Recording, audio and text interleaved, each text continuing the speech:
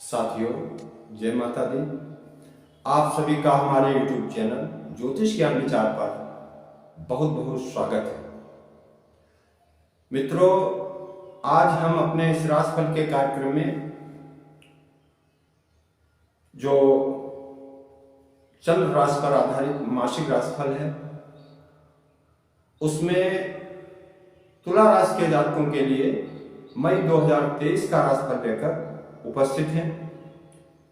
तो हम सबसे पहले देखते हैं कि मई में ग्रहों की गोचर स्थिति क्या रहने वाली है और उनका क्या प्रभाव पड़ेगा।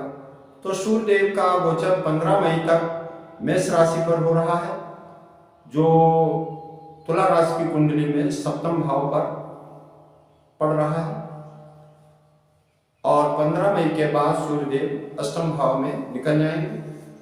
मंगल का गोचर 9 मई तक मिथुन राशि में रहेगा और 10 मई से मंगल देव जो हैं वो कर्क राशि में पहुंच जाएंगे।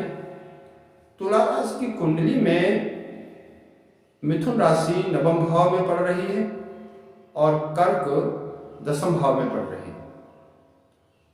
आगे बुध देव का गोचर पूरे महीने मेष राशि पर होगा, जो तुला राशि की कुंडली में सप्तम भाव पड़ेगा। देवगुरु बृहस्पति भी वहीं पर विराजमान रहेंगे। शुक्र देव का गोचर 3 मई से मिथुन राशि पर होगा, जो भाग्य भाव पड़ेगा, और शनि देव का गोचर कुंभ राशि पर हो रहा है। राहु देव का गोचर भी मेष राशि पर हो रहा है और केतु देव का गोचर तुला राशि की कुंडली में लग्न भाव पर हो रहा है। अब हम देखते हैं कि इस ग्रह गोचर का हमारे तुला राशि के जातकों पे क्या प्रभाव पड़ने वाला है। तो सबसे पहले हम देखते हैं कि तुला राशि की कुंडली में राशि के स्वामी शुक्रदेव हैं और शुक्रदेव का गोचर जो है वो भाग्य भाव में हो रहा है। देवगुरु बृहस्पति का गोचर सप्तम भाव में हो रहा है। तो सामान्यतः यह स्थिति स्वास्थ्य के लिए तो बहुत सुंदर दिखाई दे रही है, लेकिन मित्रों थोड़ा विचारणीय यह है कि देवगुरु बृहस्पति आपकी राशि कुंडली में छठे भाव के स्वामी है। छठा भाव रोग का होता है, और अगर कहीं ना कहीं देवगुरु बृहस्पति षष्ठवें सौ के लग्न को देखेंगे तो अवश्य ही स्वास्थ्य में कोई ना कोई विकार भी देंगे। इधर शनि देव पंचम भाव में गोचर कर रहे हैं और उनकी तृतीय दृष्टि देवगुरु बृहस्पति पर पड़ रही है। देवगुरु बृहस्पति के साथ में राहु बैठे हुए हैं, तो ऐसा लगता है कि मई के महीने में आपके स्वास्थ्य में उतार चढ़ाव बना रहेगा। कभी तो स्वास्थ्य बहुत अच्छा दिखाई देगा और कभी छोटी मोटी समस्याएं आपको हो सकती हैं, इसलिए आप स्वास्थ्य के प्रति थोड़ा सतर्क और सावधान रहें तो कोई समस्या नहीं होगी। अब दूसरा भाव देखते हैं जो धन का होता है। तुला राशि की कुंडली में धन भाव के स्वामी मंगल देव हैं और मंगल देव का गोचर जो है वो 10 मई से केंद्र में होगा, लेकिन वो अपनी नीच राशि पर होंगे और वहां से सुख भाव और लग्न दोनों पर पूर्ण दृष्टि भी डालेंगे। तो धन भाव का स्वामी मंगल दसम भाव में जब गोचर कर रहा है, तो दसम भाव पिता और वरिष्ठ का होता है, सरकार का होता है। तो स्थिति ऐसी बन रही है कि पिता अथवा किसी बुजुर्ग की सहायता से आपको धन लाभ का योग बनेगा, किंतु लाभ भाव पर शनि की भी पूर्ण दृष्टि है और शनि देव बगैर परिश्रम कुछ देते नहीं है, इसलिए आपको धन लाभ के लिए कठोर परिश्रम करना पड़ेगा। क्योंकि मंगल नीच राशि में है और चतुर्थ भाव को देख रहे हैं, तो भूमि भवन का लाभ होने की संभावना भी बनेगी, लेकिन विवादित होगी।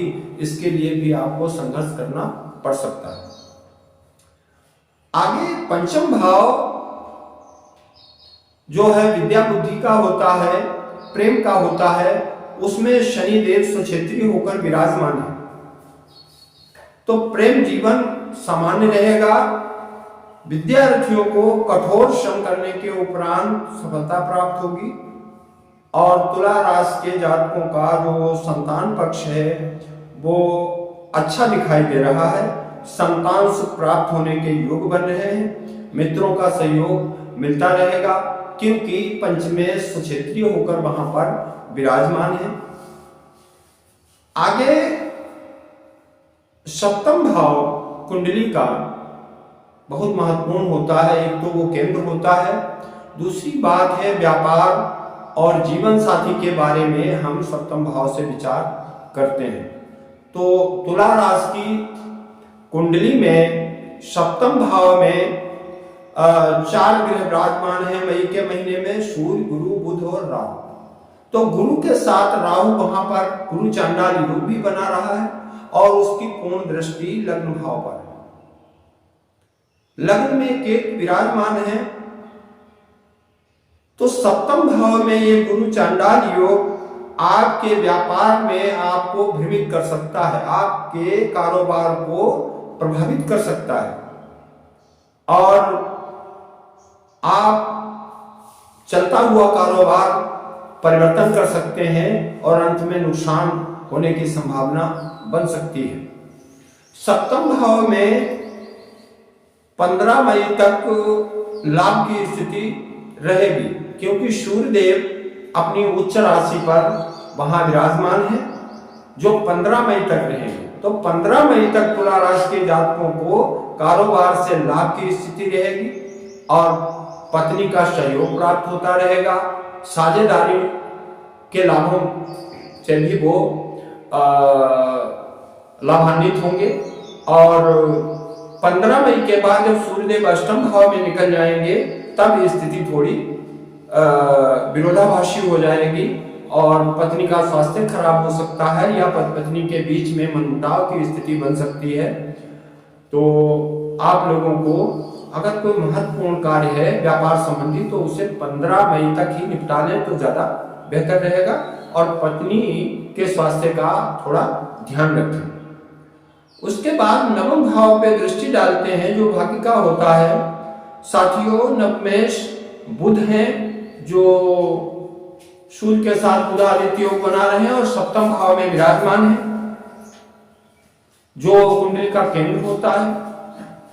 नवम भाव में शुक्रदेव बैठे हुए हैं। यहां पर भी मिला जुला प्रभाव दिखाई दे रहा है क्योंकि शुक्र का नवम भाव में होना शुभ होता है, लाभदायक होता है। लेकिन यहां पर शुक्र देव आपके राशि सोने के साथ साथ अष्टम भाव के भी स्वामी हैं।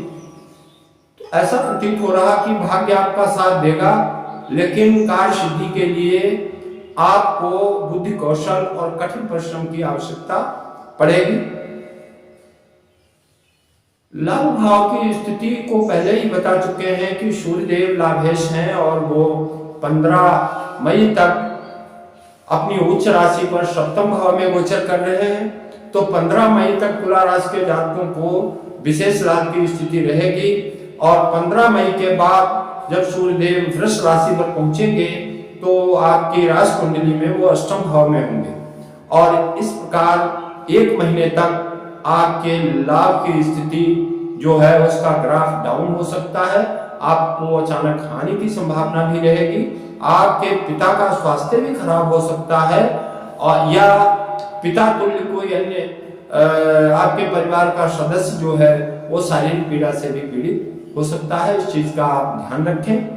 और अगर उपाय की बात करें तो तुला राशि के जातकों को माता दुर्गा की उपासना करने से लाभ मिलेगा और उनके सारे कष्टों की निवृत्ति होगी। माता भगवती की आराधना करें और उनका आशीर्वाद प्राप्त करें। इसी के साथ हम अपना ये वीडियो पूरा करते हैं। फिर मिलेंगे। जय माता।